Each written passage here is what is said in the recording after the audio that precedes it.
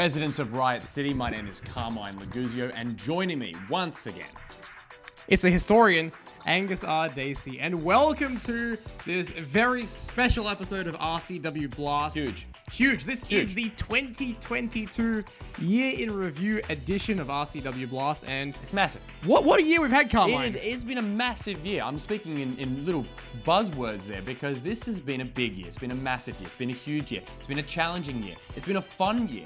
It's been an eventful year.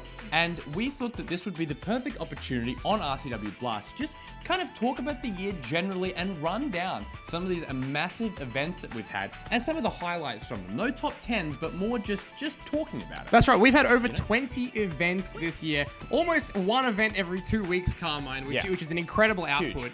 And sometimes when you're at the end of the year, it's been a long year, some of that stuff can be forgotten. Absolutely. So I think it's important that we go through and have a look at really what made waves in Riot City Wrestling, heck, in wrestling in 2022. But before we do that, let's have a look at this video that was prepared earlier. Prepared earlier by you. By me, that's going to showcase some of the highlights. This guy's a multi-talent. Like, let's be honest. I know I shouldn't just be putting you over. This guy is a multi-talent. Well, thank you. Well, look, I'll let the residents decide that for themselves. Let's hope it's good. Let's take a look at the highlights of 2022.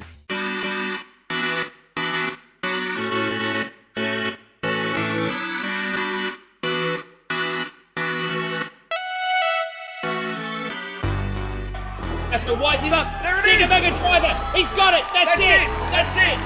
Stick a fork in him. Right where he wants it for that package pile driver. Nails him. And the champion retains. Go. Oh, super kick. Mad hater. There he is!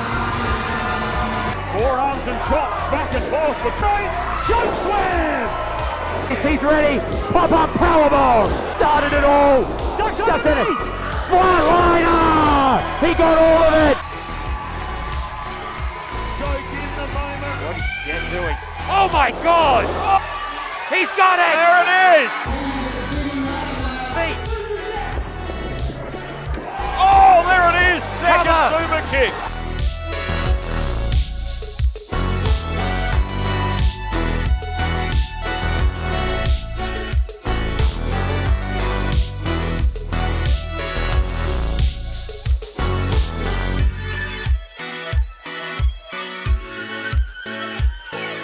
I can do better! Oh, super kick in midair. The super kick right in midair.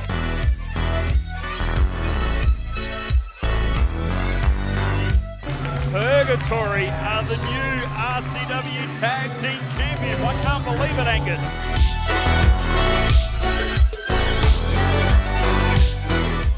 Oh, what is Baron gonna do? Oh, look at Delta rolls up the big man. Ray, we got new kids. What? New champions!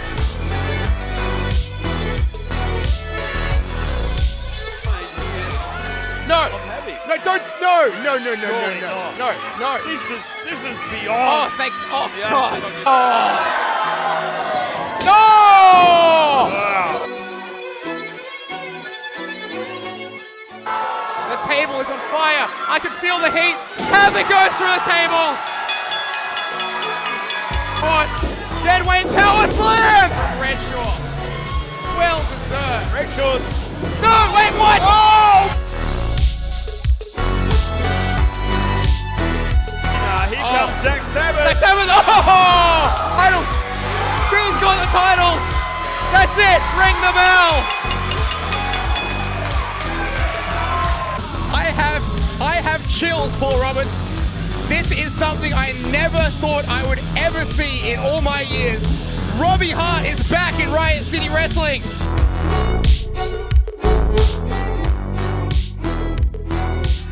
Out of the way, Sparta boot! We have a Strength Cup holder.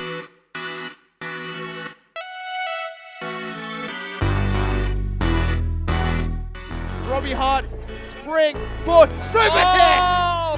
Emphatic win.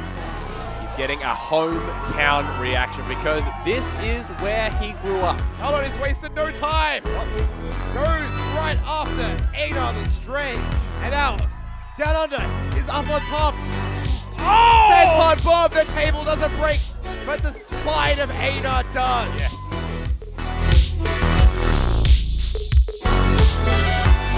Going for a ride. Whoa. With their opportunity. Gibson in the middle. High-low. The Brady's retained.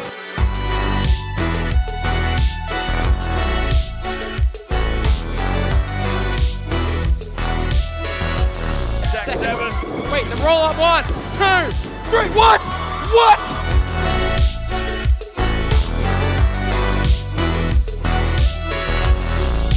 I know James Gray counters. The Northern Lights bomb by James Gray.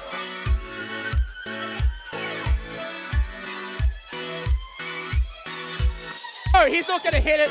The Burning Hammer. Sparta boot. There's a vicious beatdown now. But Oh, look out! the super kick. Right on the chin. Izzy Shaw takes out both women. Incredible. Here we go. Jet gets to his feet. Here comes the wave rain. Come on. That's enough. Oh, look out. Come on.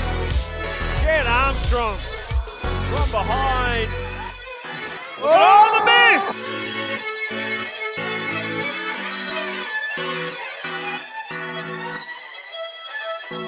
Be all over. Oh! Katie Trey. Katie Trey has done it. Nikki No way. Fortune has got Nikki- a long way to go. Oh my God! Nikki Fortune counters it. Making his debut right here tonight.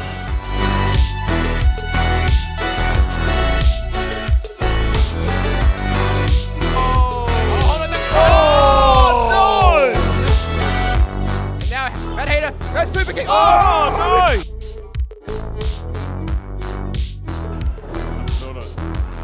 Oh, wait. Take the mask off. Yeah. Oh! Hey, it's Benjamin Rosenthal! Katie Trey is the new Riot City Wrestling champion. What has happened here tonight? Oh my God.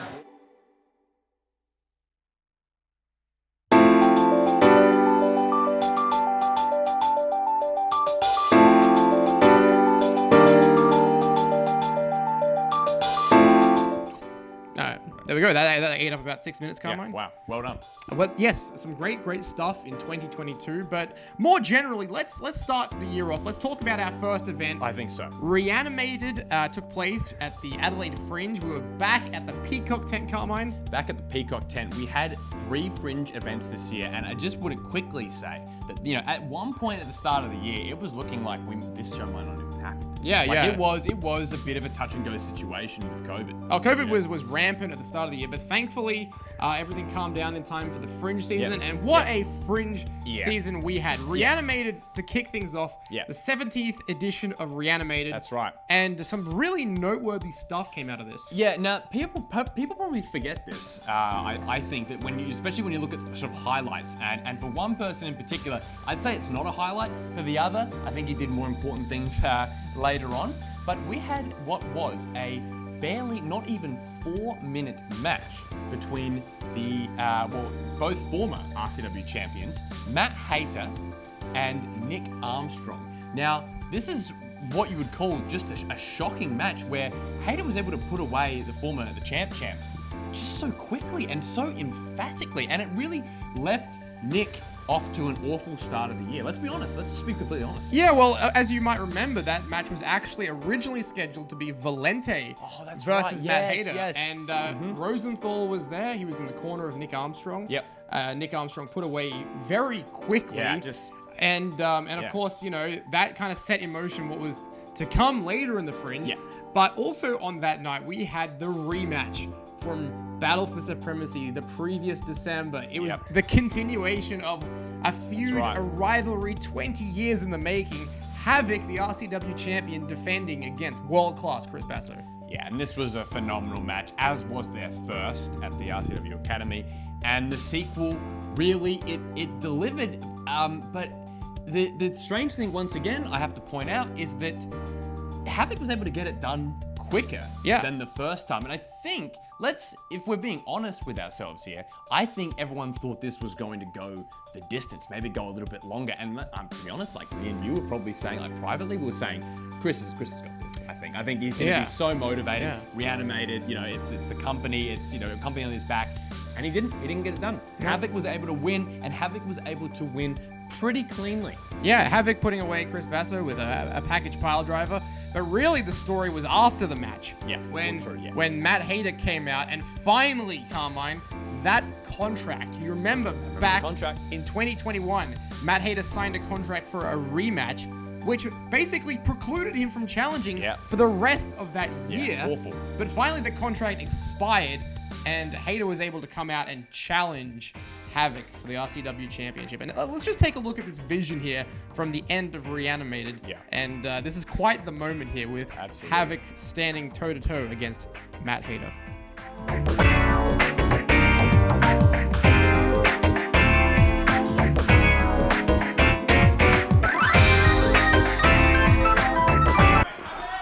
Massacre winds him up. There it Stick is. a mega driver. He's got it. That's it. That's it. Stick a fork in him. One, two, three. My God. Oh, has anyone ever kicked out of the Sega Mega Driver before? I'm not to my knowledge, Sean. You check the record books on that one. Also not wasting any time, though, wisely pressing the advantage while he's got it. Wow, leap straight to the top. What's he got in mind for the champion? All over 450, nobody home. That's going to do some damage. More damage to Matt Basso. Oh, he goes for the small package. Got him. 2. Wow, thought he might have had him then. Oh, big pump kick. And a massive clothesline, turns him inside out, and now got him right where he wants him for that package pile driver. Nails him. All of it covered now. 1, 2, 3, and the champion retains. Ladies and gentlemen, boys and girls, residents of Riot City, your winner and still the Riot City Wrestling Champion, the Master of Mayhem, Let that goblin on your screen distract you, residents of Riot City. If any of you, your wildest dreams had this bizarre notion that Havoc was not a deserving champion, then surely those doubts have been put to rest once and for all. What a magnificent title defense by the Master of Mayhem. Absolutely, Sean. Well, as you said, having a very deserving RCW champion, but we know now, in 2 weeks' time, who is going to face Matt Hayter for the RCW Championship. You are going to get the... Oh, wait a minute! Hayter was ready for that. Well, he's ready for it this time. Look, Havoc's saying, do it. What are you doing? I want none of this, he says. I think Rosenthal has just been disowned, Paul. Oh, please, Matt. Please, for all of us, just put him down, please, for all of us. Oh, bit of mercy. He's let him go. Oh, super kick! Matt Hayter. Good. Wow. Well, Havoc doesn't seem too bothered by that, but he's certain. Paul, we know what the main event's going to be now.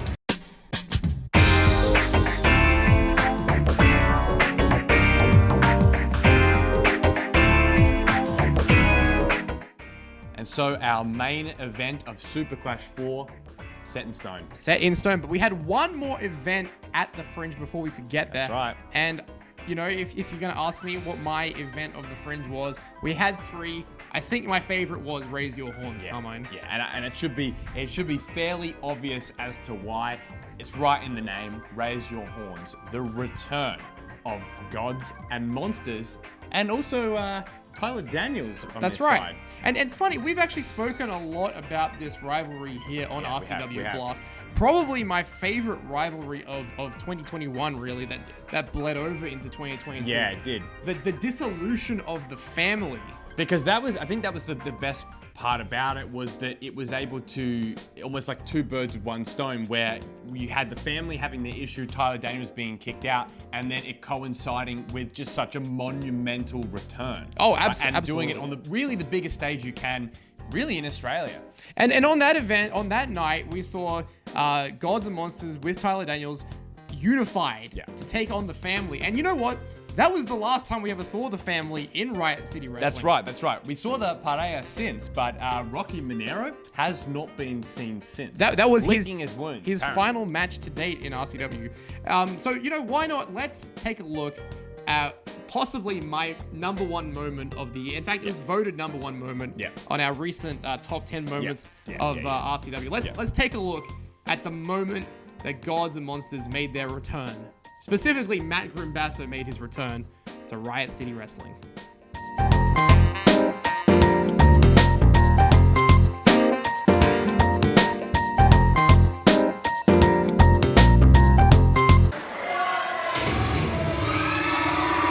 Listen to that ovation!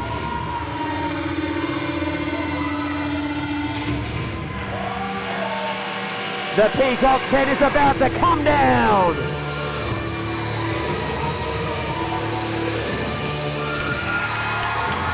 Look at that, Sean!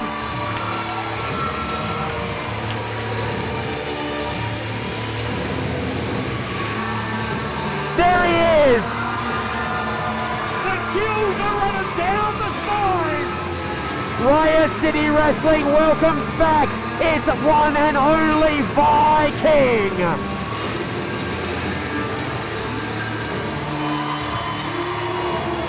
A man so unstoppable, not even cancer can keep him down. And his best friend by his side. It is time for some Gods and Monsters. I can't hear you, Paul. I can't hear anything right now. Listen to that. I don't know if you can hear us at home, but wow. I've had a lot of big moments in wrestling over the years, Sean, but this is it.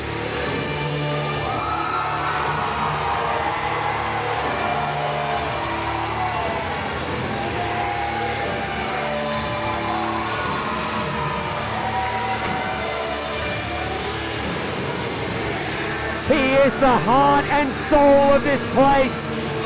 He is the reason Riot City Wrestling exists. And he is back.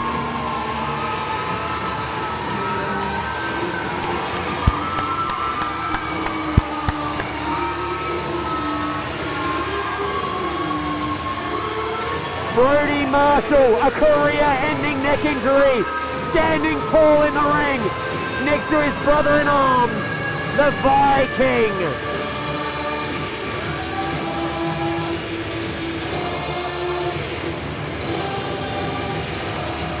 And Paul, here we go.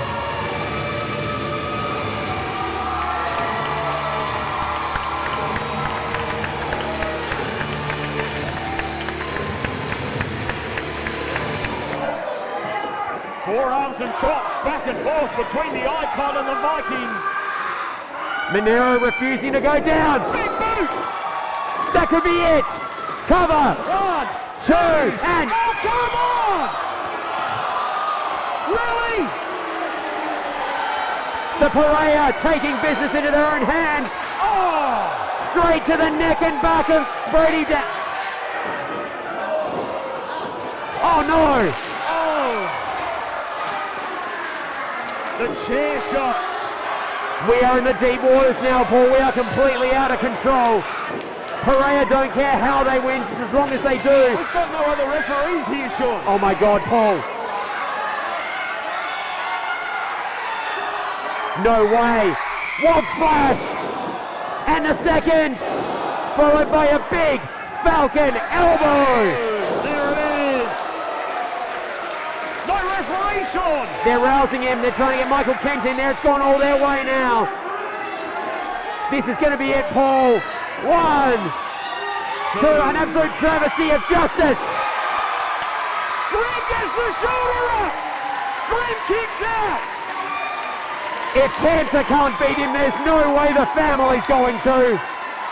You can't keep him down, Sean. The Viking is getting to his knees. Graham is to his feet. He's got his hand around the throat. Choke slam. Oh, wait a minute, Hades curse. Takes Grim down.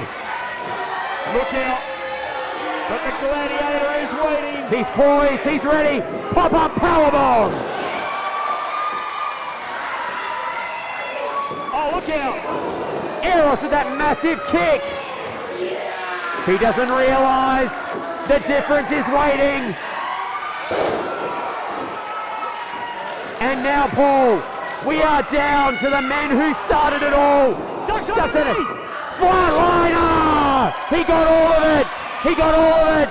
1, 2, 3.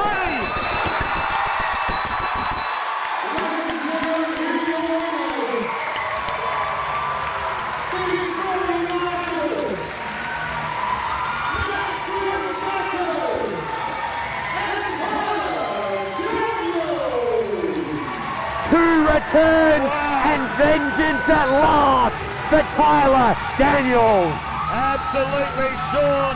Tyler Daniels has got to be happy. Revenge on the family here tonight. But of course, the big return of Gods and Monsters, the Gladiator, Big Brody Marshall, and of course, the Viking Grim return to RCW. You will not get a bigger feel-good moment in all of professional wrestling, in all of the Adelaide Fringe, not just this year, but any year. Look at this. Viking and Gladiator united with the difference. We've still got one big show to go at the Fringe, Sean. That doesn't matter right now, Paul. What matters right now is those three men right there. What a history-making moment in Riot City Wrestling. Soak in the moment right there, fellas. You deserve it after everything all three of these men have been through. Absolutely. Neck injury, cancer, betrayal.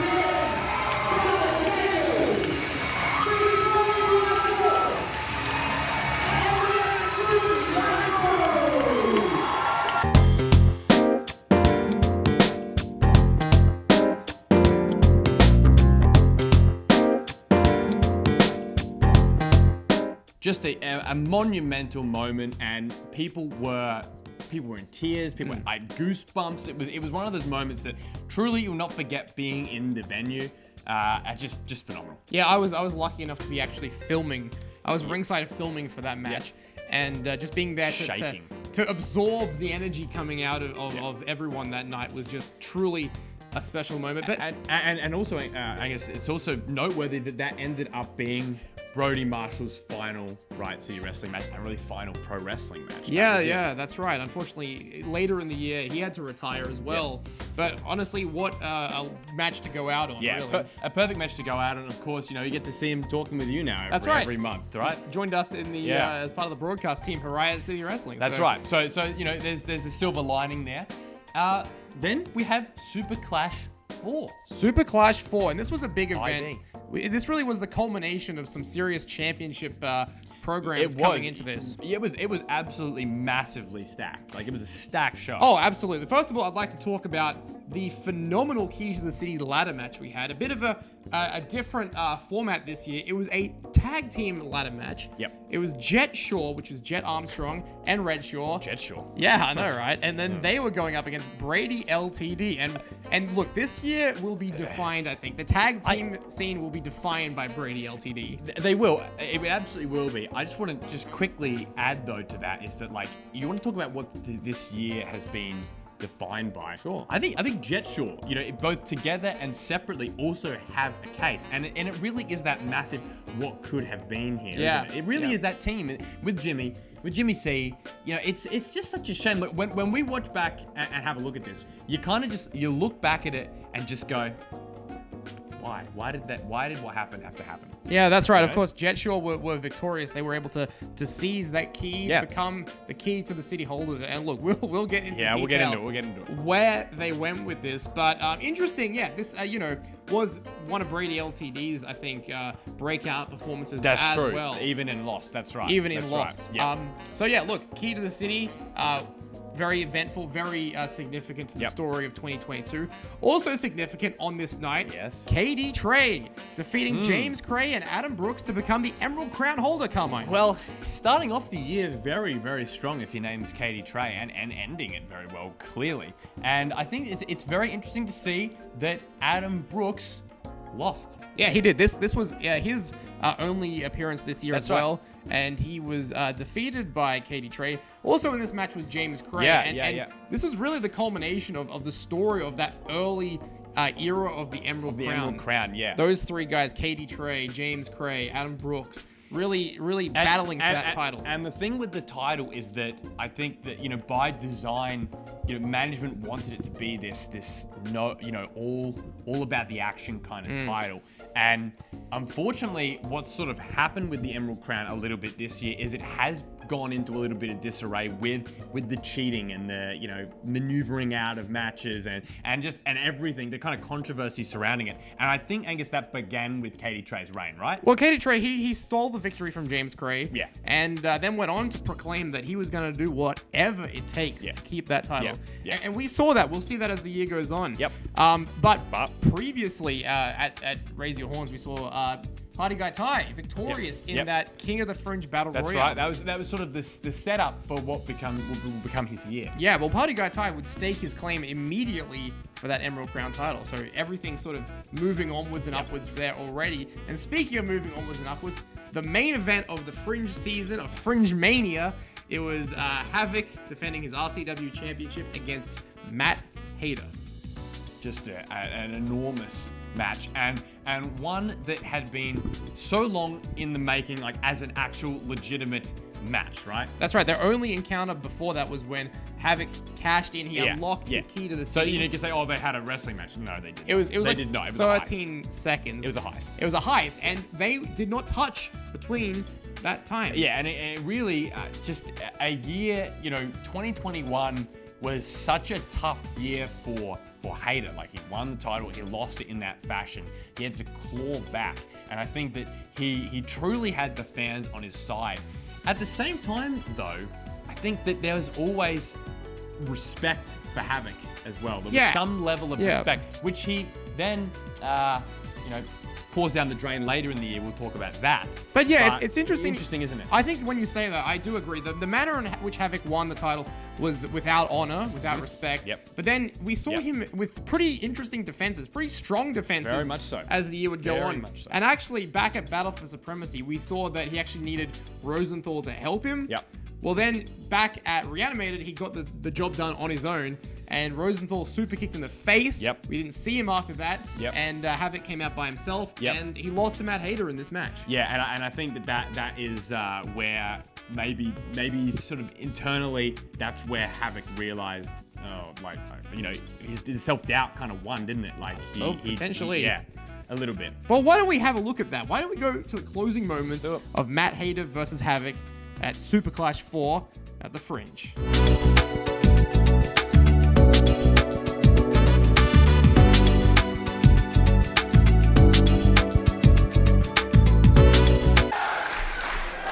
Residents willing Hayter back into this. We saw it a year ago. We want to see it again. He's heading to the top. Havoc in the middle of the ring. Oh, right to the side of the head. That is it, Paul. Package pole pole driver. Good night. The champion is going to retain. Here it we is go. all over. 1, 2, 3. Are you kidding me? Surely not. Paul, he kicked out of the package pole driver. That boot to the side of the head in the middle of the air. The package pole driver, not enough to put away the ego-driven Matt Hayter. Everybody in the Peacock tent is on the edge of their seats. Every eye focused on center ring. As Matt Hayter will not die. Havoc can't believe it. What does he need to do to put away this young stallion, Matt Hayter? Saying a second package pile driver might do the trick. Well, I think it will do the trick, Sean. Hayter though. Into the bridge. 2. Oh, wow. Havoc strict rolls him up. Hayter pushing him back into the corner, that shoulder block. Oh, look out the knee from the champion, catching the challenger. Havoc now heading up to that second rope. What's he got in mind? Doesn't go up there often, but when he does, oh! Wow! Hayter able to get the boot to the side of the head of the champion. You can see the lights are going out on Havoc. Hayter now heads up there to the top rope. No! Havoc sucking him in, Paul. He's got him up there. My God! Whoa! Across to the middle of the ring. Cover. Able to cover. 2. And 2 count again. 2 count again. Havoc, hands on the head, hands on the face, can't believe it. After all these years, what does he need to do? Going through that mind of 22 years of wrestling, what do I need to do to Matt Hayter? Is it possible he's met the one man he cannot defeat? Rosenthal said it to him, I was protecting you because you cannot beat Matt Hayter. Was the Goblin right? Surely not. Oh, is Hayter out? Hayter can't even stand. Hayter is out on his feet. I don't know what's going to happen here. Havoc now just paintbrushing Matt Hayter like, it's time to teach you a lesson, young man. Hayter ducks through and super kick. Oh, Havoc's still on his feet. Oh, there it is, second Cover. super kick. We have a new champion.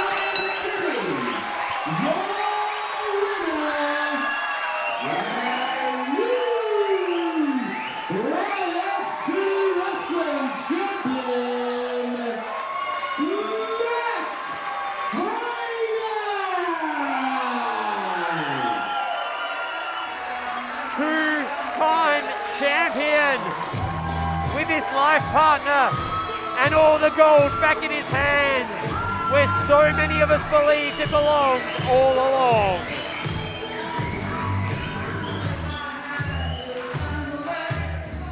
Matt Hayter's last words to Havoc, I told you I was putting you down, and by God he did.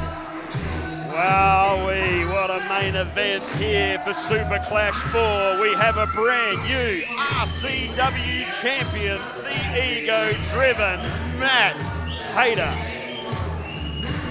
99 problems, but being without a championship ain't one.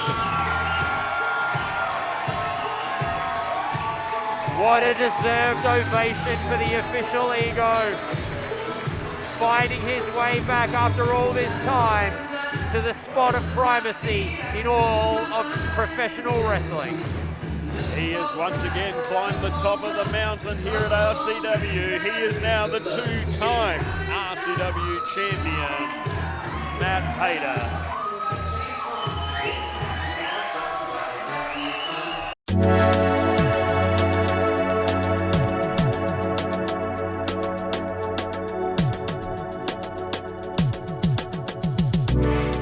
Hayter, a two-time RCW champion. Yeah, absolutely incredible match as well. And Havoc, he looked good in defeat. Yeah, but ultimately the younger man, Matt Hayter, successful on this occasion. And that's what Hayter sort of said would happen all along. It was kind of a prediction, or spoiler, not a prediction. He put the old man down, as he said. Yeah, but not forever. But not forever, to steal your phrase there. But Now, Angus, after this, we had a series of events really in quick succession. That's These right. were kind of ancillary, secondary events, at different venues and stuff like that all around South Australia, and not just in South Australia. So we had Slams by the Sand down at Glenelg. That's right. Very, very cool event. We actually had the first time ever meeting of the RCW champion and the Emerald Crown holder, Matt Hayter versus Katie Trey. Yeah, which really that sort of played a part basically at the end of the year, and in the video package you got to see a little bit some highlights from that too. That's right. And then after that we would have Punk Rock Riot round one. And just to peel the curtain back just a touch,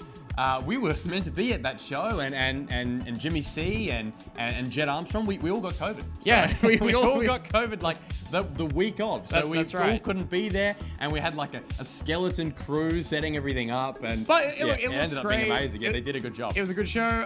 Some highlights from that. Actually, Gods and Monsters versus Perea took place on that. So that was officially, I guess, Big Brody Marshall's final match. Oh, right, you're right. That was his final. Yeah, no, that was his final match. Yeah. Sorry, correction from before. Officially, we had Red Shaw versus Down Under, which was great. And also, we had Brady LTD against Nick Armstrong and Savannah Was Summers. that your commentary debut as well? That was my commentary. Yeah, there you go. It's a big year. Even couldn't be there, but could be there later. And yeah, no, fantastic.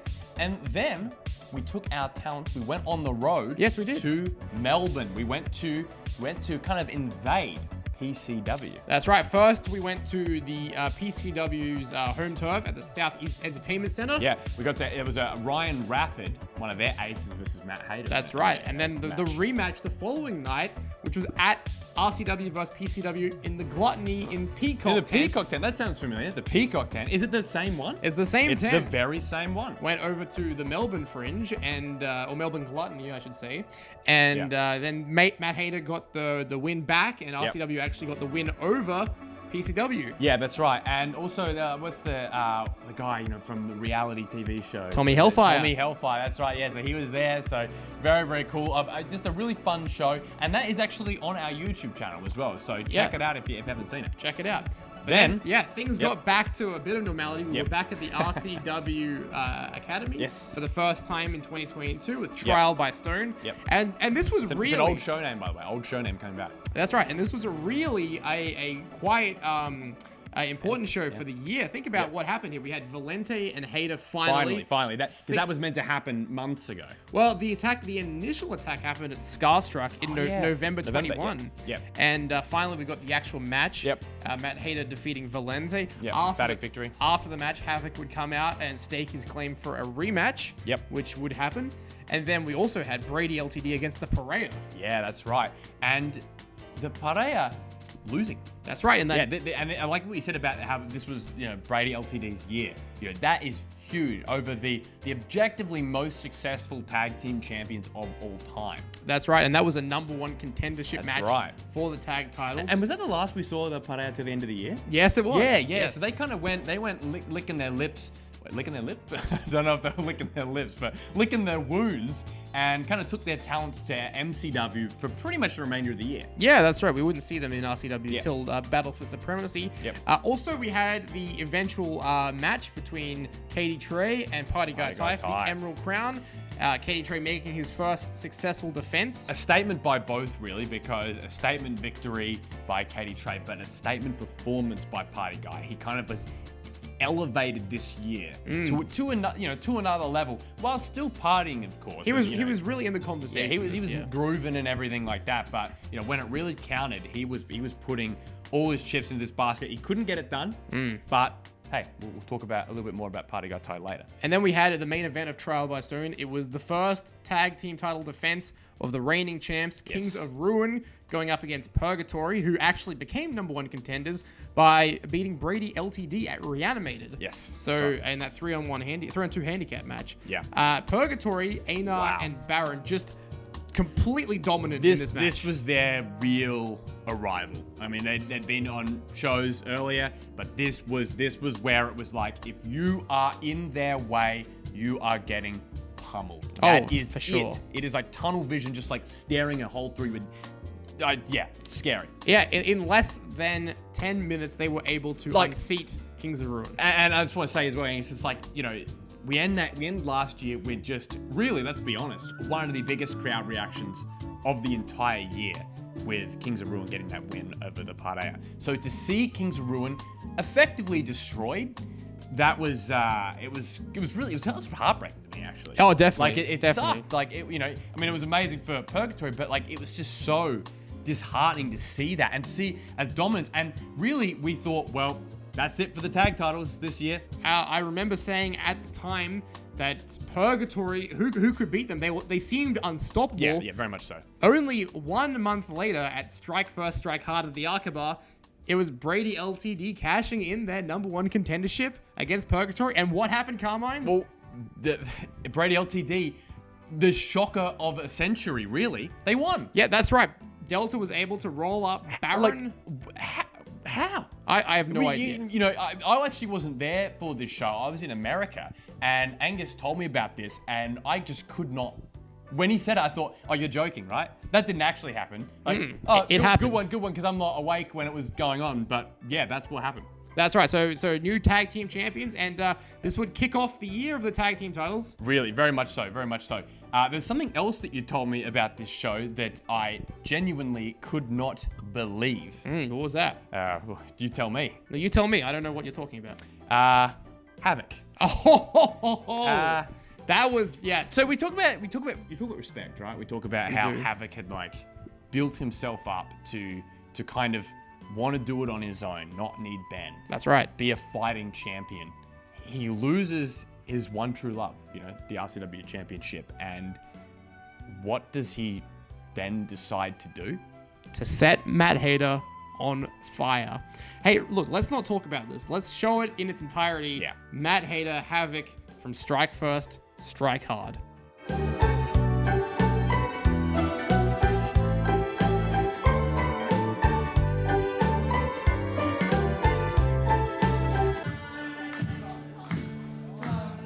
All right, here we go.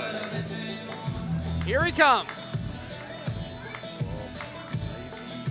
Maybe not. He's going to make his wait a bit longer tonight.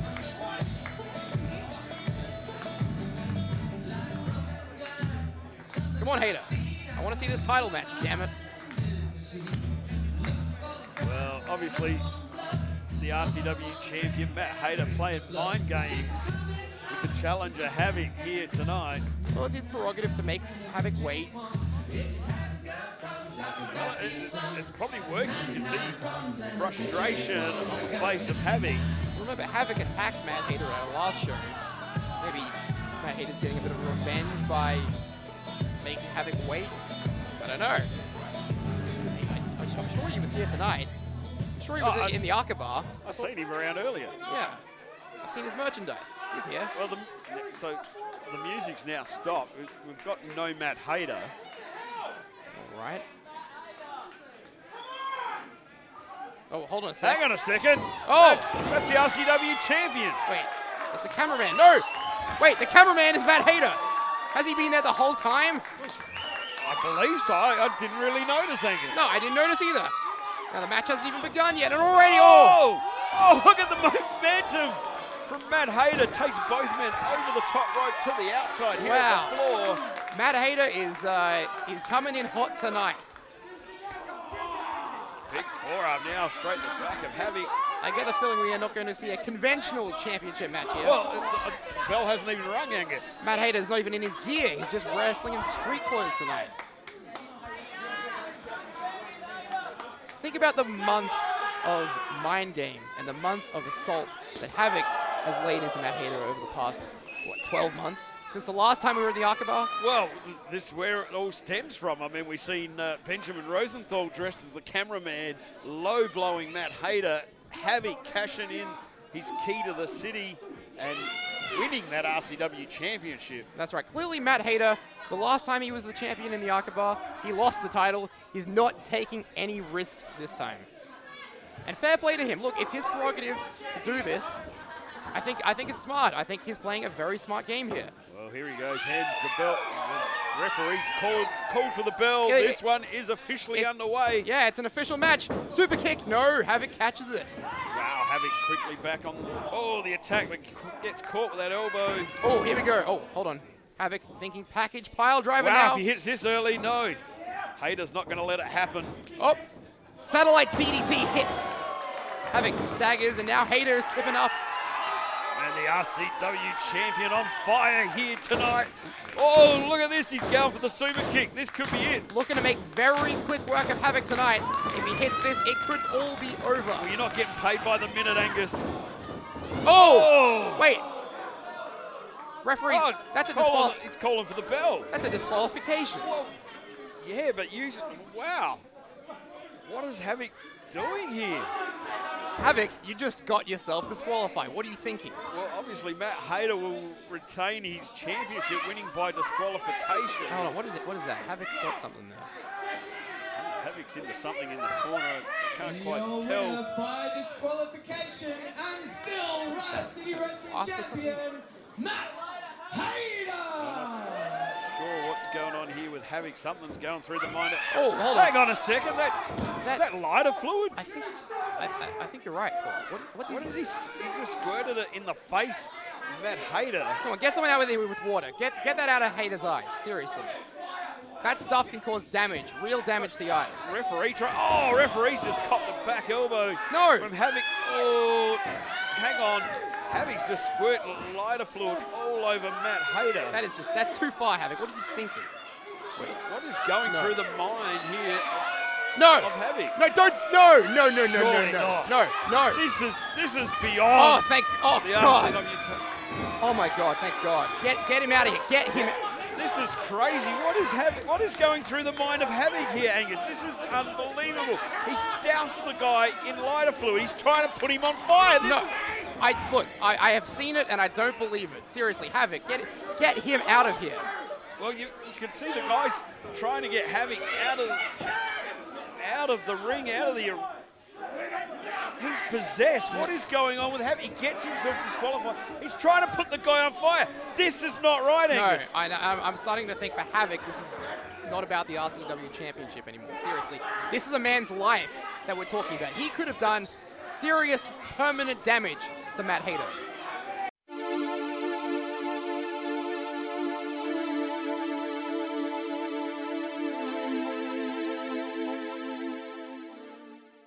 All right, and we move into June now, Carmine, with Into the Fire. And we just saw Havoc try to set Matt Hayter on fire. So naturally, this is pro wrestling, and what we do when something like that happens, if the victim does not want to literally press charges and have him arrested, is let's do a match. Let's do a flaming tables match. Well, you might forget, Carmine. You actually mentioned this in a video earlier in the year. Yep. As per RCW management. They actually mandated this match Yeah. because they were concerned about Havoc and Matt Hayter actually coming to blows outside of the ring. And outside of the company. Outside of the company. And then there's nothing that can be done.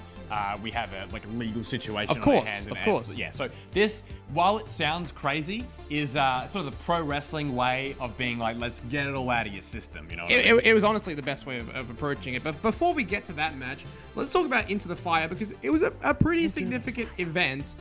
Starting off, of course, we had Rig, the Interstater, from Nui Pro. The Interstater. Who had actually made his presence known by defeating Party Guy Ty at Strike First, Strike Hard. Yep. He drew a match against Matt Hayter's life partner, Chris Basso. Yeah, and this was a victory by Rig that I personally felt like the way in which he got the victory was disrespectful. It was a the little bit. teabag kind of thing. Like it was Sitting down.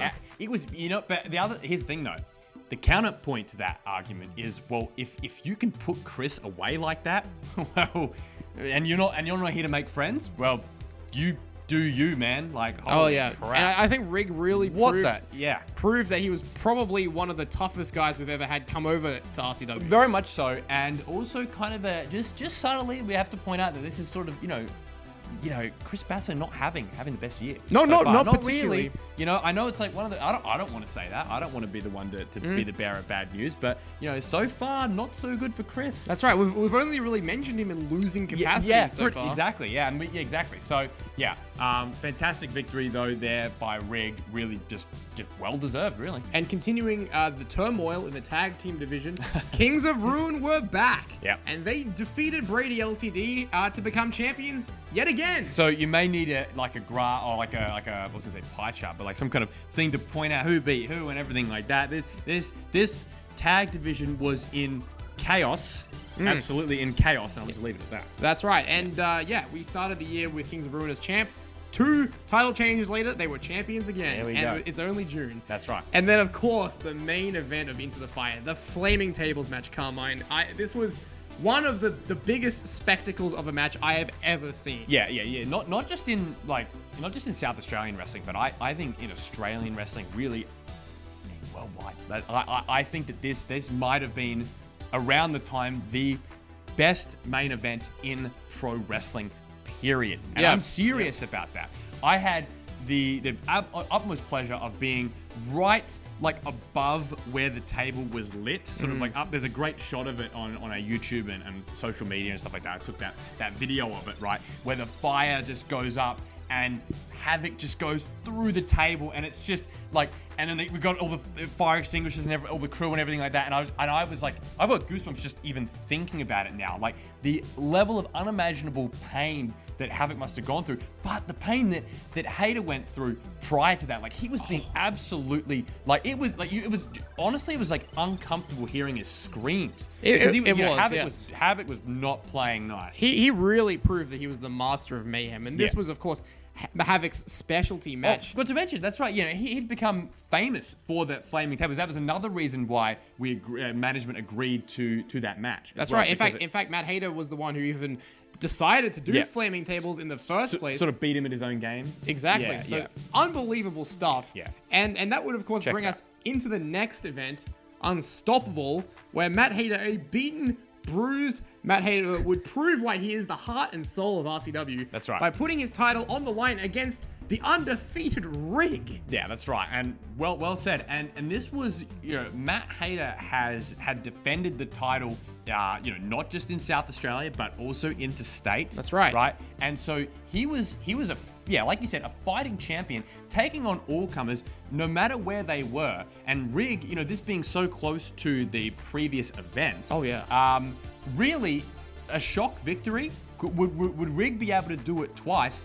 I would say it was very, very likely that he would. I would say that Hayter would have gone in as the honest underdog. Right? And Hayter, of course, we talked about this before. Rig was saying that he was going to take that title, bring it back to New Pro. New Pro, yeah. Hayter was fighting for the honor and the glory of Riot City Wrestling. And I believe this is where the nickname, the heart and soul of Riot City Wrestling, really became Matt Hayter's. And he earned that distinction. Oh, very much so, very much so. I just think that this was a fantastic match, and it's always a pleasure to host wrestlers from interstate as well. That's right, and Matt Hayter, victorious, the first man to actually beat Rig in Riot City Wrestling. He fought with heart, he fought with honor. Something we can't say about this next individual. Come on, it's time to talk about. Come on. It's time to talk about the Key to the City and Jet Shaw. I'll let you do the honors on this one. Well, because we know you won't be able to do it without swearing or something like that, but getting us cancelled. But yeah, so we had Red Shaw versus Katie Trey. Red Shaw gets the victory. That's right. This is like this amazing match where Red Shaw finally a singles champion in Riot City. It was actually his first title in RCW in general, right? That's right. And don't forget, they had the Key to the City, but Red Shaw didn't need it. No. He became champion. That's so important. And sorry to stop you there, Angus, but if you look at our social media and the events and stuff like that, there was always this sort of strange foreboding energy with Jimmy C and Jet. And, they'd always said like, oh, we've got the key and it's, going to be for the tag titles. And then it was like, oh, no, all right, we're going to use it for, the Emerald Crown and everything like that. And then, so Red Shaw gets the win. Jet Shaw as a team, it's all celebrations, it's all smiles, it's all happiness. Jimmy looks at the key and the rest, as they say, is history. The ultimate betrayal. Jet Armstrong turning his back on his partner, his best friend, Red Shaw. Yep. Using the Key to the City, unlocking his opportunity, and Jet Armstrong is the new Emerald Crown holder. And this moment, let's just have a look at it. Let's take a look. Let's go back to the ending moments of Red Shaw and Katie Trey and just watch how this whole thing unfolded.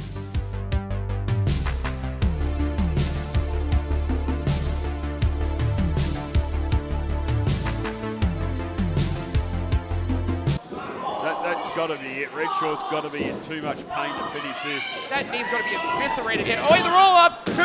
Oh! Just the 2 count. That's how Redshaw won last time these 2 men fought. Well, Katie Trey looks like he's done. He's going for that force feed again. Second force feed, no. He's caught. Dead weight power slam. But can he get the cover? Redshaw into the cover. 2, 3.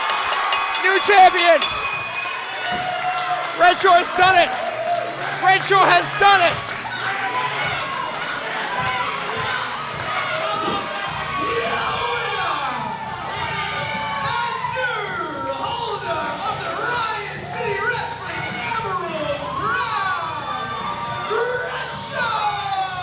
Oh, and here comes Jet Armstrong, Redshaw's tag team partner and friend. Unbelievable. Celebrations here tonight at RCW.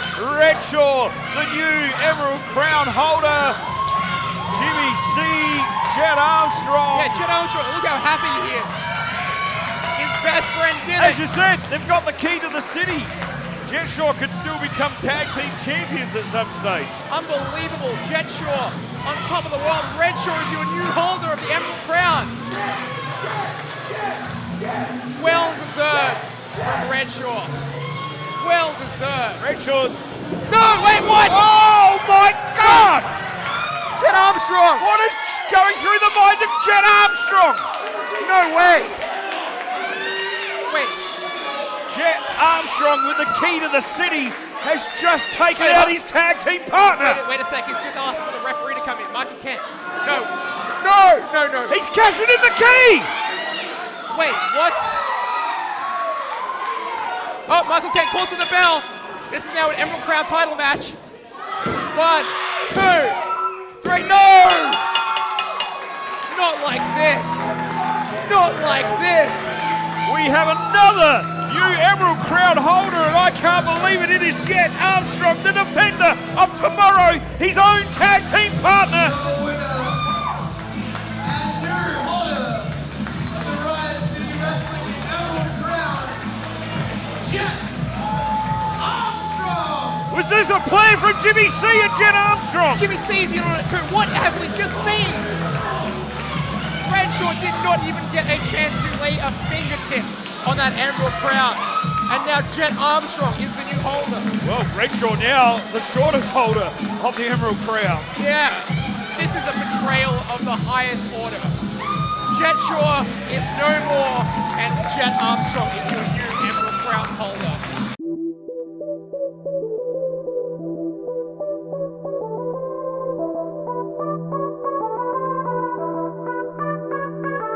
Just disgusting, Carmine. Your reaction to that, you and Paul were just incensed. I mean, I think everyone was, but And like, to me, wow. the reason why, I'll tell you why.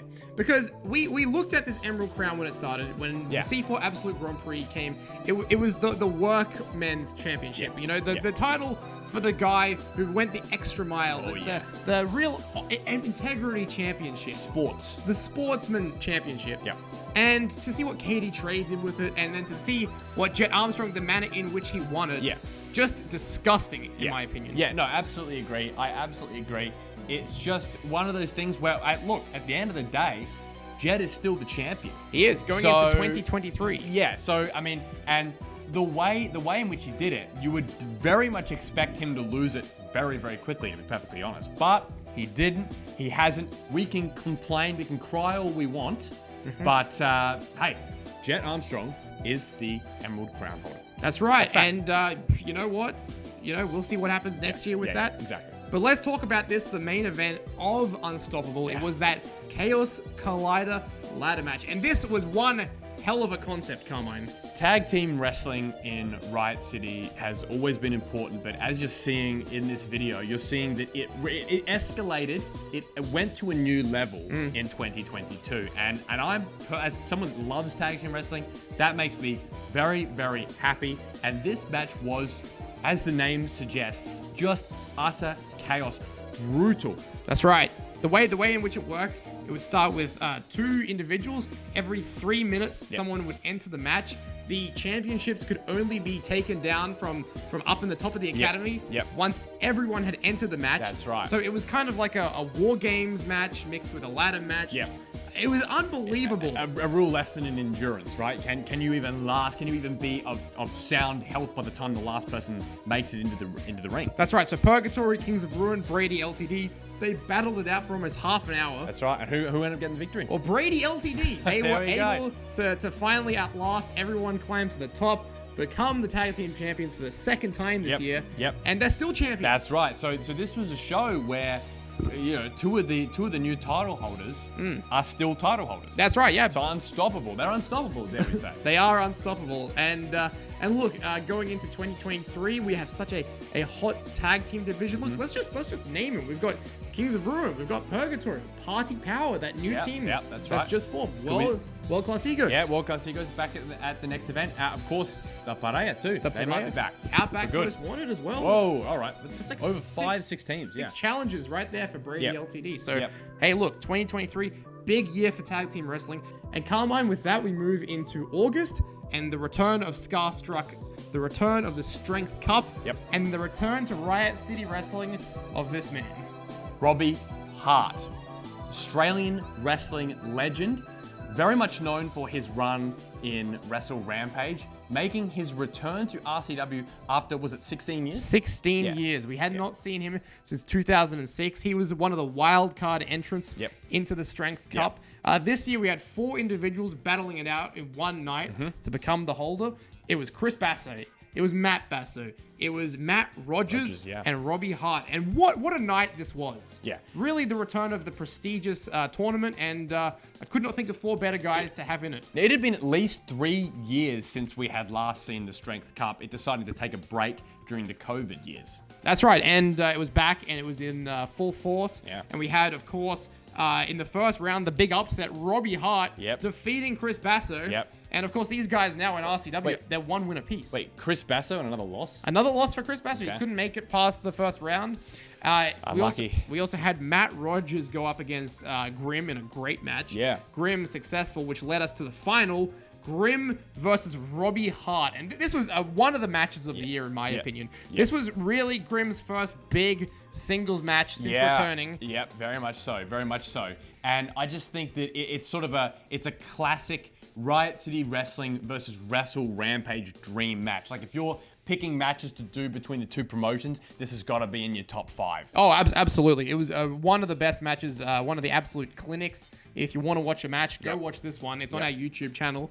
But Grimm, successful, becoming a 2-time Strength Cup winner in the process. He actually won the first Strength Cup tournament all the way back in 2009. So a pretty big feat, repeating that. And he would go on to challenge Matt Hayter. Absolutely. So this one was just, it became so personal so quickly. Like, all the pretense of like respect and honor and stuff like that kind of went out the window very, very quickly. That's right. We saw Matt Hayter. He showed up at the end of Starstruck. Yeah. There was a standoff between Matt Hayter and Grimm, but they wouldn't get to touch each other for 2 months, Carmine. That's right. Because we had some crazy events in between then, didn't we? Yes. RCW at the Cummins Show and RCW Rumble at the Red Roof at Tumby Bay. Yeah, that's right. We took the trip up to the Eyre Peninsula. We actually covered it exclusively on RCW Blast. So I feel like we're coming full circle here, Carmine. We are Cummins full circle. That's right. We're in October now, and this was a fantastic double header of an event. Yeah. The Cummins show was great, very noteworthy because we had some debuts, didn't we? That's right. We got to see 2 new wrestlers from the academy make their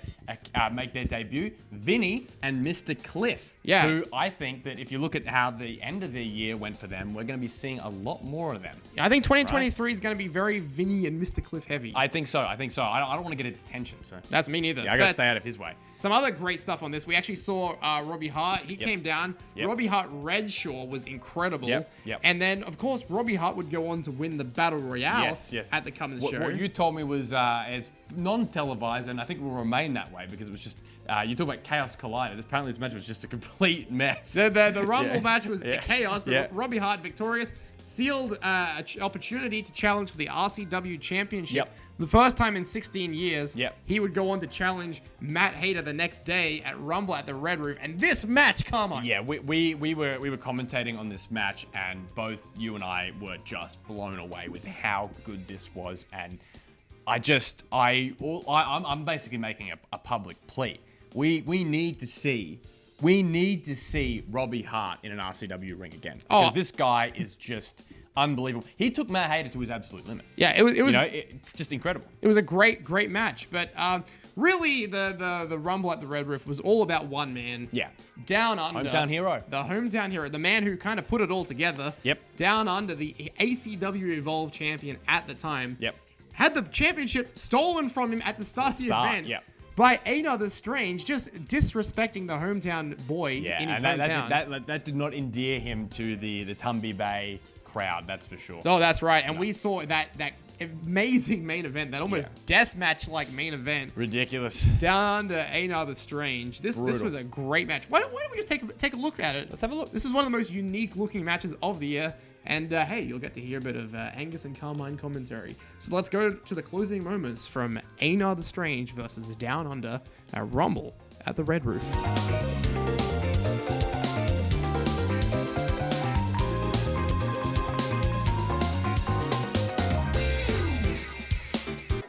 There's a hush falling over this crowd. Yeah, it's a little bit. There's concern now, I think. Oh, definitely. And the well-being of Down Under, and he's holding on there to the bottom rope. He's barely able to support himself here. I think But Aina's taking his time. Maybe he should be on him.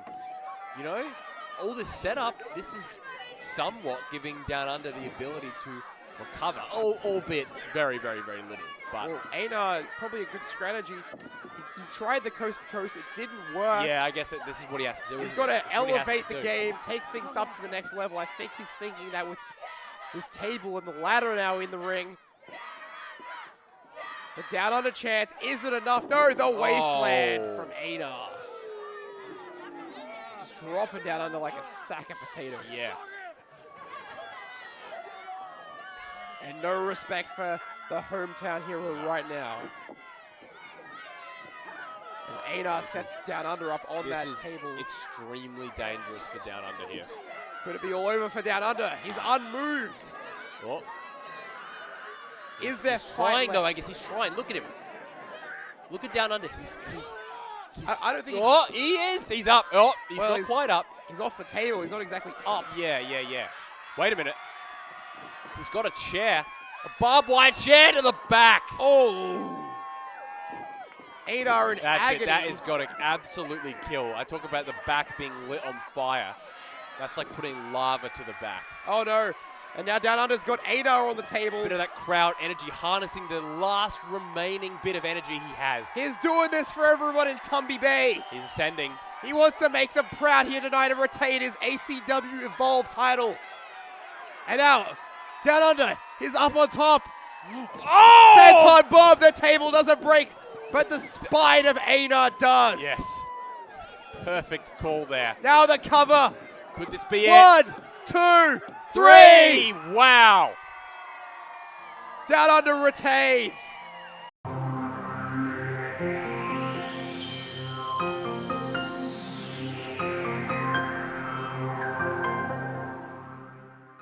Make sure to check out our previous editions of RCW Blast, where you can see more from that show. Yeah, the entire event is whole available for free right here on YouTube. Yeah.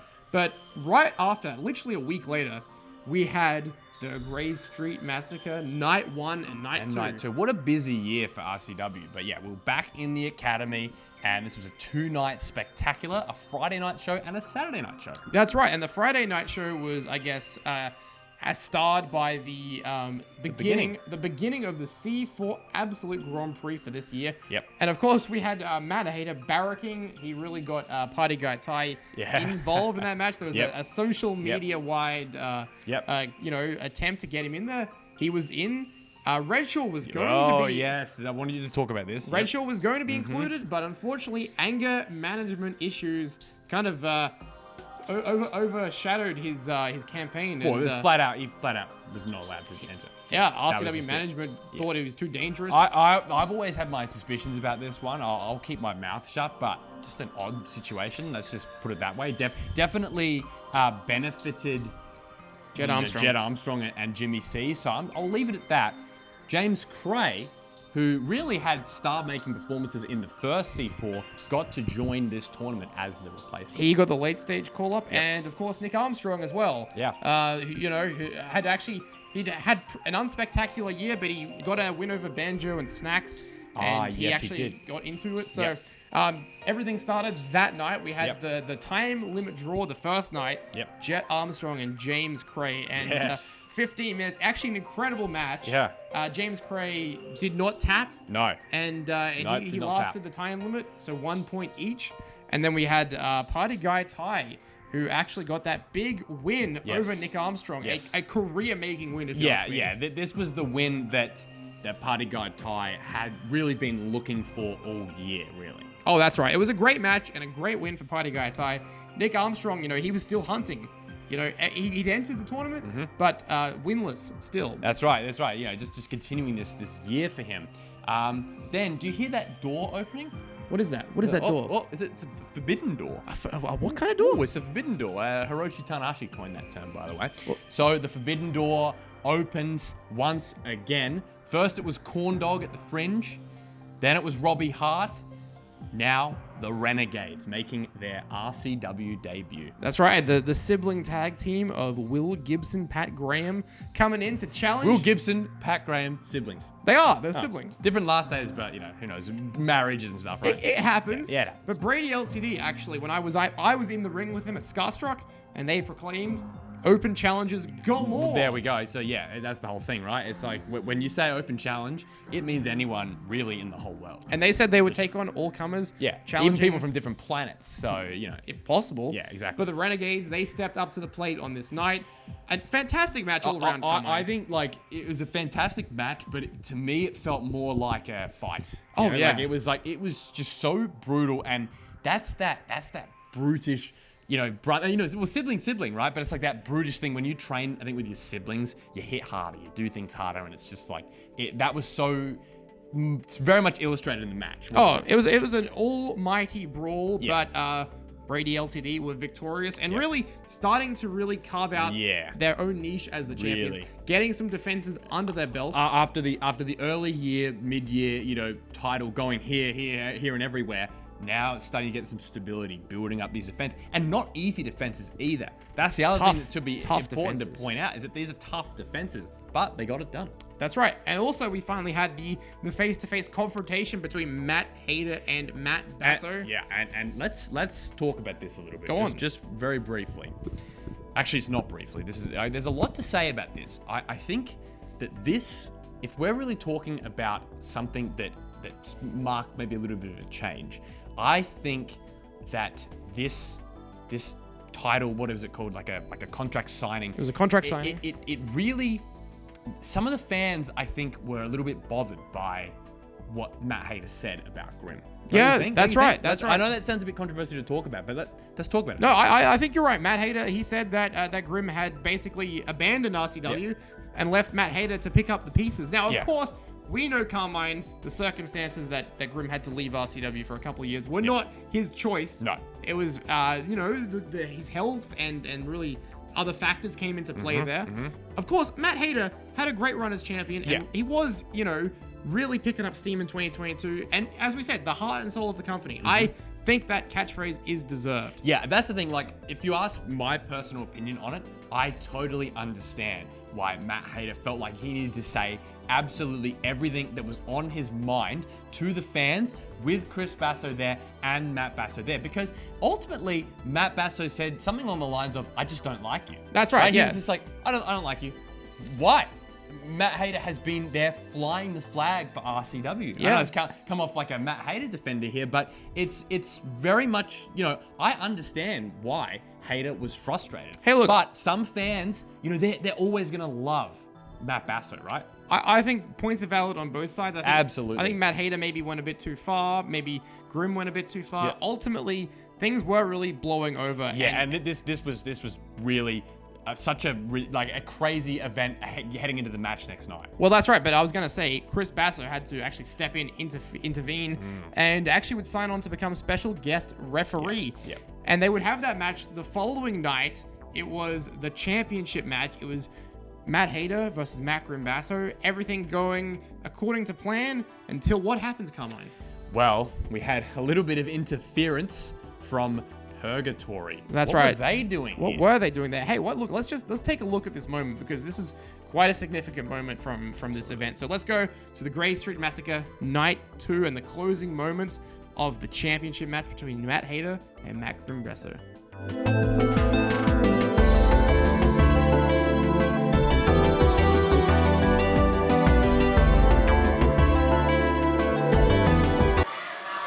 Matt Hayter looks conflicted. Now we're seeing an argument between But Chris now, and tunes Hayter. up the band. This could be it. This could be the last shot Matt Hayter needs. Sparta boot! The Sparta boot connects! No way! He needs to pin him! He But- needs to get something on top of Hayter! Can you believe it? The Sparta boot at this late stage of the match. And both men down now. The cover, there is a pinfall attempt, is there? No. Just cover him with one of your legs, Grim. Anything! Anything. You need to get the cover. Don't give Matt Hayter time to recover. Oh, Now here it's he the goes! pin. Here we go. Wait, Where's the lights? we've lost the lights in here. Not another technical issue. What's going on? Hang on. Is that Purgatory? I can't see. What's going on? Oh, Purgatory. They're down there. What are they doing here? Surrounded the ring. Hold on, there is a cover. Hang on. Grim has the cover. The three is Oh. truly over. That Basso should be the RCW champion. What is happening right now? And Purgatory surrounding the ring in their trademark way. Wait a second.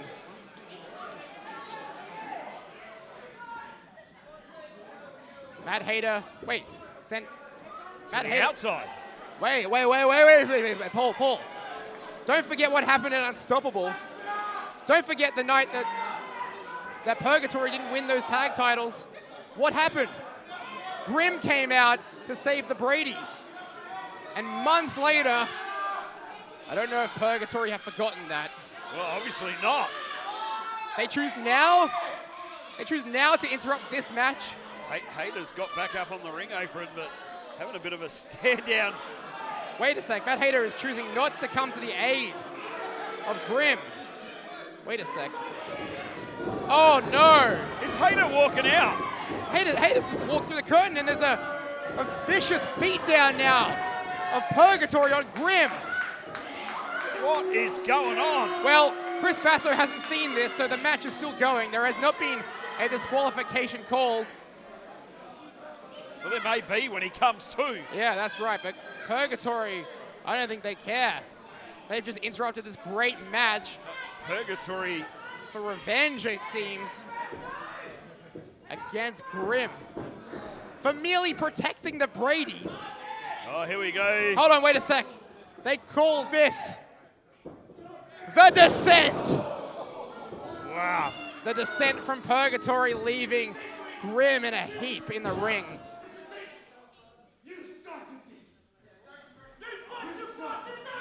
Hold on, Matt Hayter's back. Hey, Hayter's back with a chair. Thank God. Matt Hayter staring down, and Purgatory is a one-man army right now. Who's going to make the first move right here? And look who's coming in as well. Here comes Seabass for the chair. The special guest referee. I don't even know if that's going to be enough against Purgatory. We saw what Amber could do earlier on, but Baron and Ain't the Strange. Oh, wait. Oh. Well, Aina saying our problem is with him, with Matt Grim Basso. They've given him the descent. That's right. They hit the descent. They left him there. Matt Basso is lifeless. Again, is this all just because he came out and helped the Bradys at one time? That was months ago.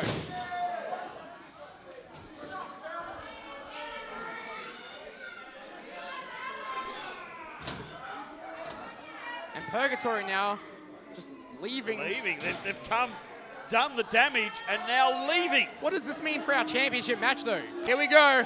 Here we go. Oh. Come on. Look, even Matt Hayter is saying it to Chris Basso.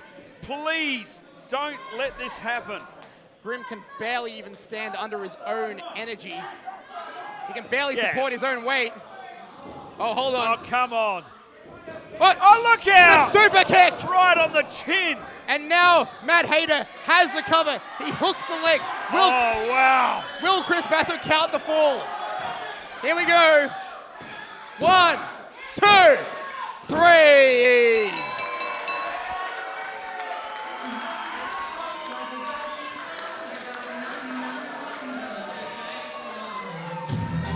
Ladies and gentlemen, boys and girls, residents of Riot City, here is your winner, and still the Riot City Wrestling Champion, Matt Hayter!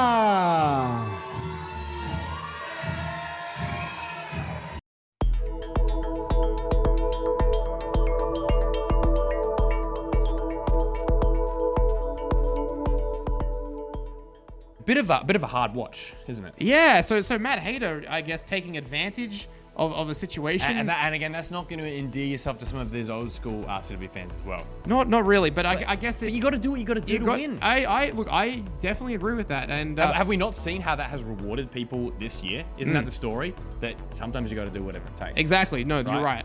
Also on this night, the night 2 of the Grey Street Massacre, we had the continuation of the C4 Absolute Grand Prix with a fantastic match between Party Guy Ty and James Cray. Yeah. James Cray scoring a huge victory there. Big, because he absolutely needed it after that draw. That's right. So James Cray going to 3 points, and then the sibling rivalry of the decade, of the century. Yep. The Armstrong brothers, Jet and Nick, came to blows, and of course, Nick finally able to get that monkey off his back. Yeah, so what's the score now? Well, it's like 4 wins to Jet, 1 win to Nick. Yeah, so Nick's got a bit of climbing to do, but this was, again, another fantastic match that you would rank in one of your matches of the year, because what I really liked about it was how Nick had this different energy to him. He kind of harnessed the energy of the fans. He did, which is definitely. something that he hasn't done for such a long time. And that was the thing about it that I think that kind of helped get him the win. He channeled the energy of the fans, and he let himself feel that, you know? Oh, 100%, for sure. Because in the past, he just shoves them off. Even when he gets a bit of cheers, right? He just goes, I don't care about you. I don't care about you. But you know what? He did that in 2019, and guess what? He lost all 3 times. Exactly. So- But he was successful here. Yeah. But this night, this Grey Street Massacre night 2, in my opinion, was the star-making performance of one Banjo Powers.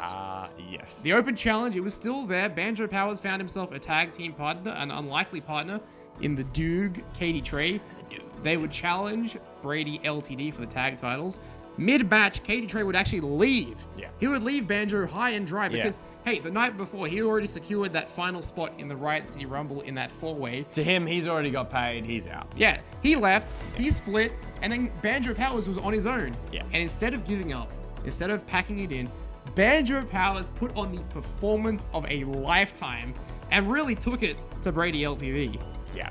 I mean, you know, when you use the word star-making performance, you've absolutely got to back it up. You can't just say it about someone that has a good match one time, right? No, that's right. But the heart that this man showed, instantly, the fans knew, right? The fans, he had not really endeared himself to the fans in the past, right? Not at all. Not really, let's be honest. He was kind of, dirty tactics, all that kind of stuff. But you could hear it in the crowd sort of picking up. Wait a minute, this guy, what's he? Oh my, he's showing heart. He's got integrity. You know, he's hitting all his moves. He's hitting absolutely everything that he can. He's getting beaten down. He's getting back up again. He's getting beaten down. He's getting back up again. Incredible. He came this close to winning. Unfortunately, not enough. Yeah. Brady LTD. Well, hey, you know, you almost don't want to win in that case, because then you'd have to be teaming with Katie Trey again, right? Yeah, true, but Brady LTD victorious again, another defense, but they raised Banjo Power's hand in victory at the end. That's what it's all about, all in good sportsmanship and the beginning of a new journey for Banjo Powers. Yeah, so Grey Street Massacre, night 1 and 2, huge doubleheader, huge success. Before we get to our final 2 events of the year, we had our second incarnation of Punk Rock Riot. Yeah, Punk Rock Riot round 2 from the Adelaide Unibar. Just something I really want to highlight on this. We talked about the building of our tag division this year, Carmine. I would be remiss if I didn't mention Outback's Most Wanted, because I thought they had 2 excellent performances at Punk Rock Riot. Two losing efforts, but looking very strong in defeat, like we like to say. Yeah, their match against world-class egos, I think you definitely want to go out of your way to check that one out. Yep. It's actually featured on RCW Blast, as is their match against Grim and Grim and Banjo Powers. Grim and Banjo Powers, Banjo kind of continuing on that momentum from him, you know, deciding to harness the energy of the people. That's right. The right way of saying it. And we had Savannah Summers, who went on a tear this year with the RCW Women's Championship, put that title on the line against Violet Blitz and Izzy Shaw, who looked incredible. Like, Izzy Shaw, where has she been all year? Yeah, that's right. Very much so. She put in a really fantastic effort in this match. She was looking strong. She was looking fit. Just incredible. And of course, she was able to parlay her good performance here into the Riot City Rumble. Yes. The very next month. And she was good doing some stuff in the Riot City Rumble. I did not expect that. We have never seen before. Big Brody Marshall, who was on commentary, was commentary debut, right? He made his commentary debut, was losing his mind. Izzy Shaw exploder suplexing people left, right, and center. Yeah. And that was a fantastic match. We'll talk about the Rumble in a little bit as well. But yeah, Punk Rock Riot, a fantastic event overall. We got some bands performing there at the first one and the second one. And we talked about this before, but we'd love to do more Punk Rock Riot. That's right. That way. I'm not sure if Valente would want to do any more Punk Rock Riots. Yeah. You know, I was going to be nice to him and try to avoid that. But what happened with Dean Valente is that he got hit over the head with a guitar, and we haven't seen him since. Yeah, pretty much. Yeah, so Valente, I wonder, he's probably seen stars. I mean, he saw Delta, and she absolutely is a star. Yeah. There's my one pun for the day. Yeah, that was good. But very next event, we had the Riot City Rumble. Everyone loves a good Rumble. Yep. But look, there was some other stuff on the show. Yeah, we'll get to the other stuff. We have World Class Egos going up against Brady LTD in a great tag team title match. Yep. The entrance of World Class Egos would be also pretty great. Yep. Bit of YMCA there. Bit of YMCA. And Brady LTD successful again. Yeah. But also, as you mentioned, the retirement of Big Brody Marshall.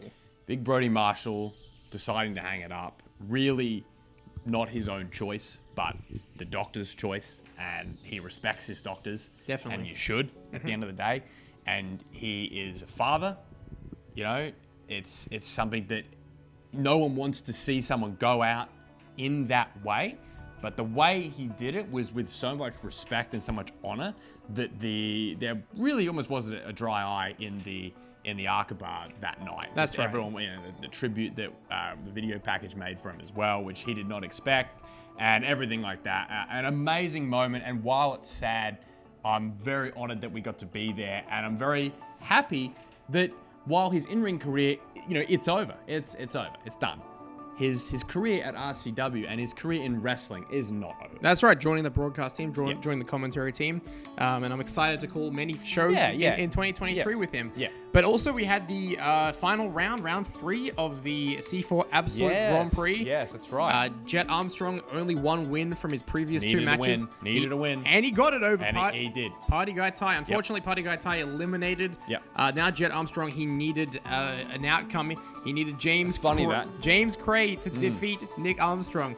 And hey, it happened. James Cray got another signature victory, this time over Nick Armstrong. And after the match, that just brutal beatdown from Jimmy C and Jet Armstrong on James. What's with the Arkabar and really long beatdowns? Right? Remember with Rocky Monero with the family? Oh yeah, That well, with Tyler Daniels. It just went on and on and on. Like I thought that, to be honest, that would have probably knocked James out for Battle of Supremacy. Like, yeah, well, the finals were set for the C4, regardless of that beatdown. Yeah. Jet Armstrong, Going James trying to get Cray, an advantage, yeah. going into the finals for that Emerald Crown, Yep. which it's unique, the C4 Absolute Grand Prix, where the finals are for the tournament, but also for the Emerald Crown. Yeah.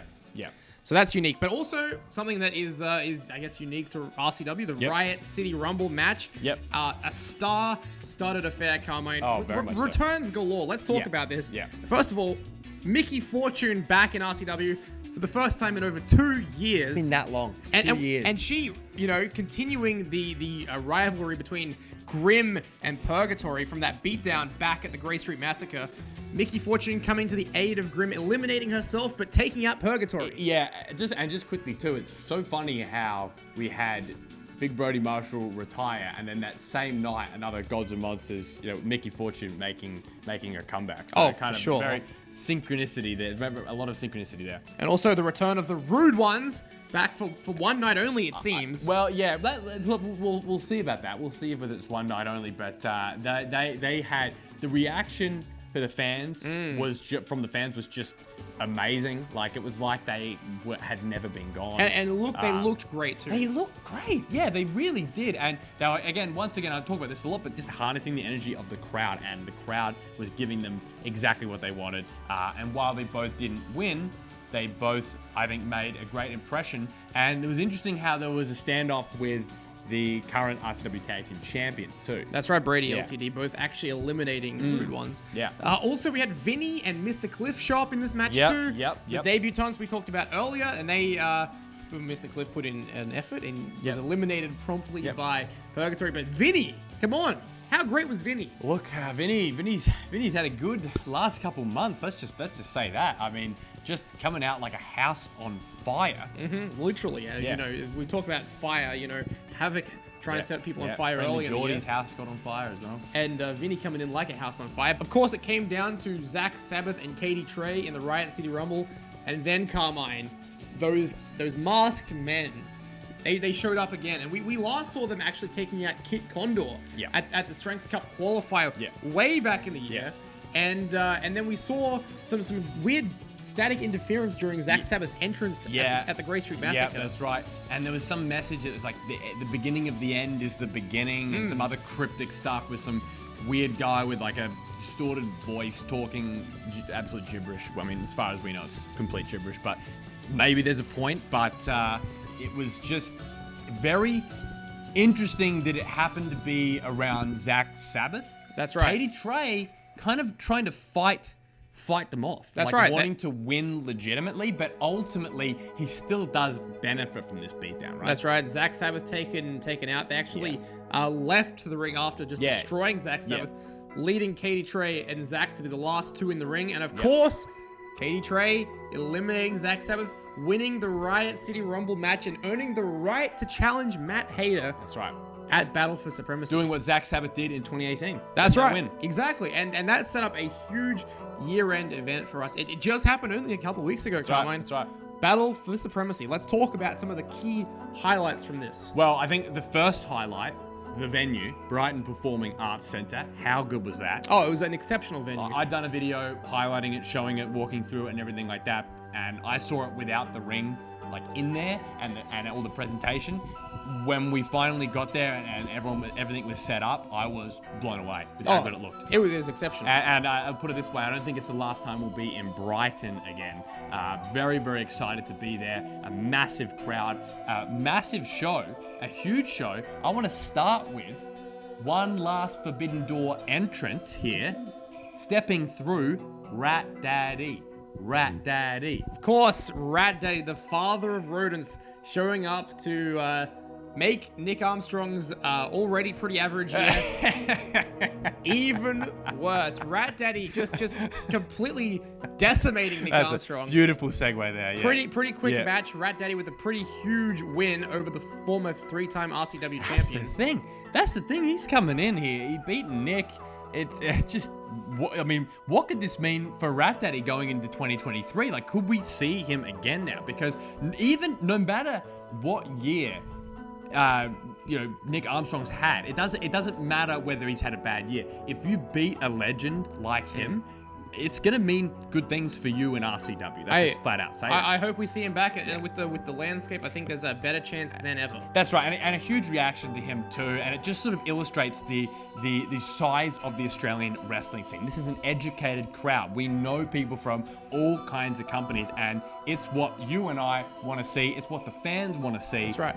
Let's keep this energy going into 2023. And speaking of energy, Carmine, we had the conclusion of the C4 Absolute Grand Prix. Jet Armstrong defeating James Cray. Yeah. So that's sorry to cut you off sort of there. Let's just talk about this seriously for a second. James Cray screwed James Cray. I cannot believe I'm saying that. I cannot believe I'm even like remotely not defending Jet, but pointing out that Jet and Jimmy's mind games worked. They worked. They did. The commentary jabs with you, right? All that stuff. It worked. James's head just was not in the game. That's it. Yeah, you're right. And I think the stipulation was almost designed to his advantage, really. But it worked the other way. And Jet and Jimmy, they had a plan to just get under the skin of James to distract him. Yep. And Jet used that top rope and basically choked James Cray out unconscious. Yeah. It's just I'm disappointed because I mean you and I we wanted James to win, but he went into the match being completely razzed by the mind games, and that is sometimes more important than technical wrestling ability, isn't it? I agree. The games up in your head, they play tricks on you. This whole year, I've been saying time and time again, I was looking for that killer instinct out of James Cray. At times, I thought he had it. Oh yeah, absolutely. Apart from this, he had an excellent C4, better than his first one. Definitely. Objectively. He was undefeated really going into this, but unfortunately he could not get the job done. It's a shame. Someone who I hope can get the job done at the end of this match, AMT came out, and what did he say? He said, Jimmy C, you messed up. Yeah, you messed up. You messed up hard. That's right. With AMT announcing Redshaw had completed his mandatory anger management. And I later on followed them. I caught them. I followed their car to a derrimment, and I got to have a little exclusive interview with AMT. So yeah, a lot of exciting stuff coming with AMT and Redshaw. Is this Redshaw's time? Well, Redshaw seemingly now the #1 contender for the Emerald Crown title. Cannot wait to see where that goes. We also, Carmine, had that big 6-man tag team match, Purgatory against Chris Basso teaming with Mickey Fortune and Grim Gods and Monsters. Yep. What an absolute barn burner this one was. Yeah. This was a match that was loved by the fans and by the guys in the back. People were very, very excited for this one, and it absolutely did deliver the perfect kind of 6-man chaos to kind of happen in a new venue and settle in. That's right. Finally, the conclusion of the epic Grim and Purgatory rivalry, perhaps, with Gods and Monsters getting the emphatic win with Mickey Fortune just pulling out all the stops. That Hurricane Rana counter to Baron's top rope move was just a crucifix powerbomb. Yeah. You'll never get to see anything like that. That was one of the most incredible moments of the entire year. Yep. And then getting the win over Amber with the double stomps, just what a moment for Mickey Fortune to come back. Yeah, truly an amazing return and a return to form. That's right. And speaking of in form, we had the main event. Matt Hayter putting his RCW title on the line against the winner of the Riot City Rumble, Katie Trey. Yeah, and this is the way to end a year, with a huge title change. It's not the way that Matt Hayter wanted it to go, but did it go Katie Trey's way perfectly? It seemed to have. Hey, look, why not? We could talk about it, we could describe it. Let's just go to the closing moments from this one and show you what happened in the main event of 2022. It was Katie Trey versus Matt Hayter. Let's check it out on RCW Blast.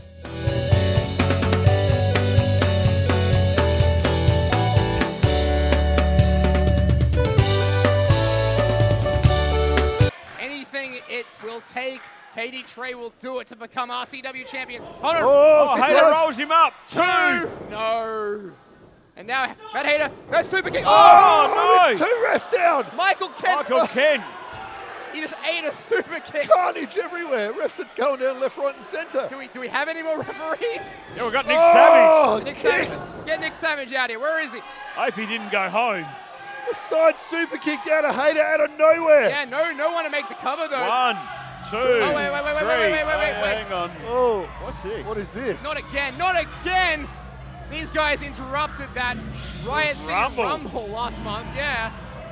Hey, hang on. Wait. Hey, one just went past us. Where'd he come from? What the hell?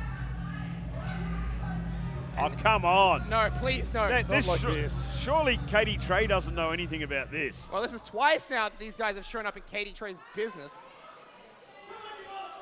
Wait. Oh. Wait. Is Katie Trey? That was. Oh, come on. I was about to say, has the Dug turned a new leaf? But unfortunately not. But wait.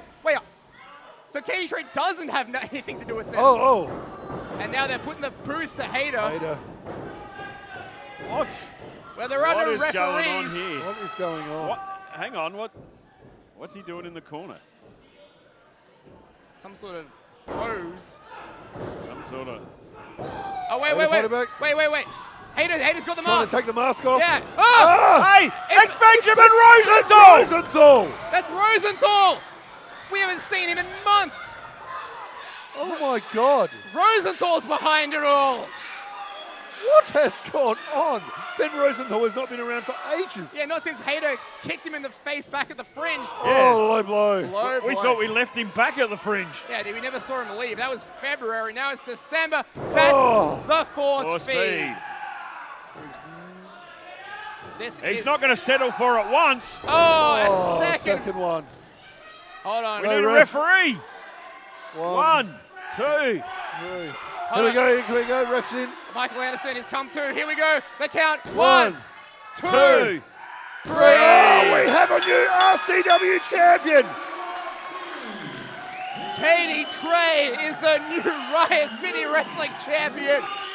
What has happened here tonight? Oh my God. Wow, the dog has done it.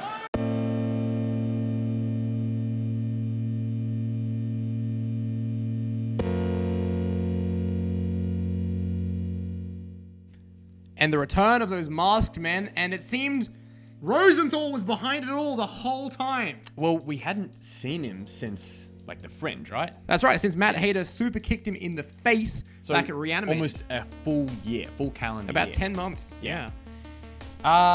We don't really. I just don't know what to say about that. Like, I don't know. Like, you know, we've done a great job with this video, but I don't know what to say. Why someone would not only screw Matt Hayter once in 2021, or really even more times after that too, but then again, such a long time later. Let it go, dude. Just let it go. I don't think Rosenthal is one to Like, let things go. Grow up, you know? Like, seriously, grow up. It's actually pathetic. Like you're talking about with Redshaw and that being just something that just sickens you. Sure. And it sickens me too. This just absolutely bothers me to my core that this could be leading to a title change. Like, it's not that Katie Trey wanted the help, but he benefits from it. You Definitely, know? definitely. But look, that's reality. Let's not take anything away from that moment though, because when Katie Trey was finally able to get that You're 1, right. 2, 3, that moment, you could see the expression on his Yeah, face. that's true. And that's why, like, you could be mad about it, but you have to acknowledge what that meant for Katie Trey. He's been in the company longer than Matt Hayter. He'd been chasing that title even longer than Hayter. 8 years coming. Yeah. It took him 8 years. Almost to a get decade. So on that level, while we can be disappointed in how it all sort of happened and that it couldn't be a completely clean fight, yeah, no, you're right. You gotta give props to Katie Trey there, achieving really a boyhood dream. Every dog will have his day. Yep. And look, he said win or lose, he's getting fed. Well, he's eating that title tonight. That's right. And going into 2023, we have a new RCW champion. Yep. Brady LTD still riding high as tag team champions. What's next for everyone? Like, it's going to be fascinating to see what happens, right? That's right. 'Cause what's next for Hayter? Yep. Savannah Summers still women's champion, and of course Jet Armstrong Emerald Crown champion. But I think those champions, they've got to have eyes on the back That's of their right. head. You know, change could be coming in any second at this point. Definitely. right? And I am so excited for 2023, Carmine. Ridiculously so. We've got so much to look forward to. We've got, as we announced, 2 massive fringe events. Yep. We'll have an event before that, I'm sure. We've got to have a Reanimated. Yep. And just an enormous year. We've got so much talent on the roster. We've got so many tag teams burgeoning. We've just had some insane trios action. Yep. Debuts galore. 2022. Forbidden Door. 2022 delivered, Carmine. Yeah, it did. We're out of time. We're out of energy. We've had a great time here recapping 2022, and I cannot wait to bring RCW Blast back to you in 2023. That's right. A few months time. That's right. We've got to announce this is the season finale right now of RCW Forever? Blast. No. We've had 12 great episodes, and I think we're ending things on a really high note. But look, we'll be back. Oh yeah, we'll be back. We'll be back in a few months. We're not going to be taking much time at all. Maybe, no. Maybe only a few. Hey, we got months. so much stuff we're gonna have so much stuff to cover. Like it's gonna be ridiculous. Oh yeah, when we come back. But hey, the Forgotten Tag Teams, right? Forgotten Tag Teams. It's been pushed to season 2. Season 2 of RCW Blast will be coming. But look, actually kicking off next week, we'll have a new series here to replace RCW Blast in the interim. 2009, we're going to be starting to upload all of the events that took place in RCW 2009, and you and I are going to provide a little bit of commentary for that. Yeah. So we'll give you a little more insight into those events. So plenty to come, more weekly videos right here on the RCW YouTube channel. But for Carmine Laguzio, thank you. For myself, for our colleagues, Andy Anderson, Luke Hazard, team. Big Brody Marshall, Paul Marshall. Roberts, everyone involved. Thank you for a great 2022. We'll see you in 2023. And I think this has never meant as much as it does right now. Farewell for now, but not forever.